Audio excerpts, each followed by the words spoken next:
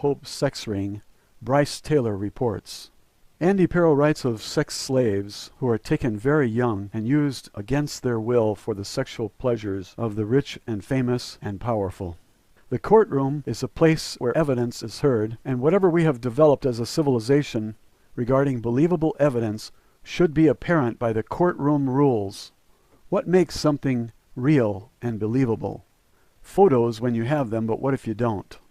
Eyewitness accounts weigh heavily, but second-hand testimony is not nearly as reliable because stories tend to get embellished very quickly, especially if there are fishermen involved. A minnow that got away will turn into a whale when friends turn their fisherman friends into legends overnight, just so tales can be more interesting to tell and more interesting to hear.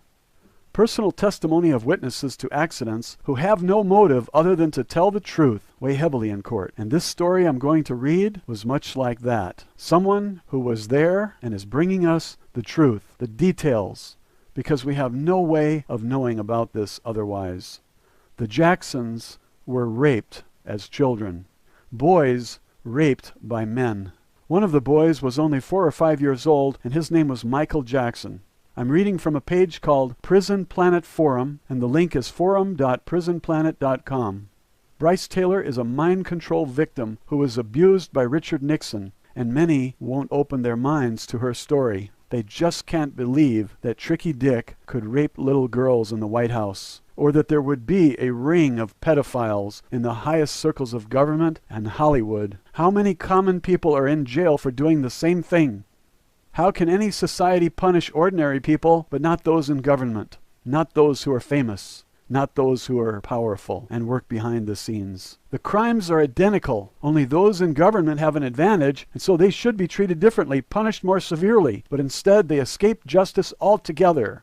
Those in the recording industry have an advantage as well. Desperate performers who want so badly to succeed will do anything to get to the top and are often taken advantage of. But these people did not aspire to be famous. They are completely innocent victims, like Brice Taylor. She was passed around circles like Richard Nixon and Bob Hope to do sexual favors at a very young age. Few people hear about it, but I've decided to read these stories to you because I want the personal testimony of some of the victims to come out into the open for all to see.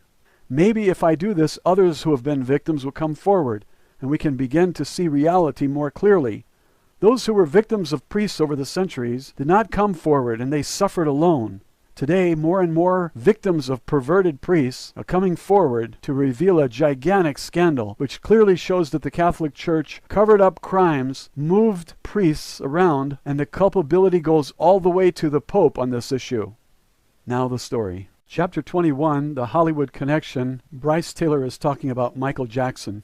Michael Jackson was just a little boy of 4 or 5 when I accompanied Bob Hope to a place where they were filming up-and-coming talent for television. Bob told me he supported and sponsored the Jacksons, getting them a professional foot in the door. Their father brought the boys in, and I remember seeing them taken to a side room where bright lights were on. They all had to drop their pants, and before their performance, a big man raped each one of them in a lineup. Then they were taken to a different room and dressed in little suits and sent onto the stage to perform. Due to the mind control I was under, I was not sure exactly where we were, but feel that it was the early days of the Ed Sullivan Show. I watched as Bob, dressed in a gray pinstripe suit and bow tie, the white shoes, shook hands with Ed, and then the Jackson boys went on. They were made into a sensation and famous on purpose, so that they could be used in the future to influence large audiences. Bob and his connections knew that all they needed was some talent, makeup, costumes, lights, glitter, and lots of publicity.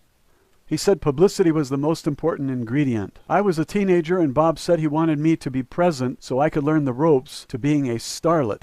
He wanted me to see how it was done and feel comfortable around the stage. I think he said that just as a cover to other people to hide the real reason I was with him, for his and others' sexual pleasure.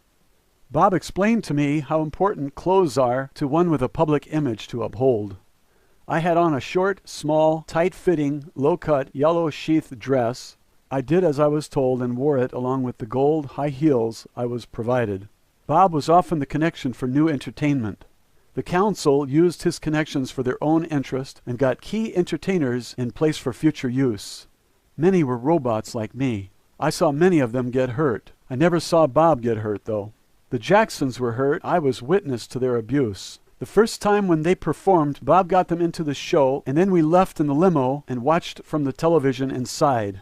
He told the driver to drive around until the show was over. Then Bob told me, "See how easy it is to be a star?" And he laughed and pushed my head into his lap for oral sex.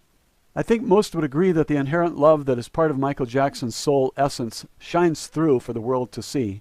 In spite of the programming themes in some of the songs he sings, as I was recovering, I often held onto the words he sang, the lyrics reminding me, "You are not alone," when I feel so very alone. To Michael, I extend a hand and say, "You also are not alone. Now there is a way out of this insanity." Disturbing story. Big man rapes the Jacksons in Bob Hope's sex ring, Brice Taylor reports. Andy Perro writes of sex slaves who are taken very young and used against their will for the sexual pleasures of the rich and famous and powerful. The courtroom is a place where evidence is heard, and whatever we have developed as a civilization regarding believable evidence should be apparent by the courtroom rules. What makes something real and believable? Photos when you have them, but what if you don't?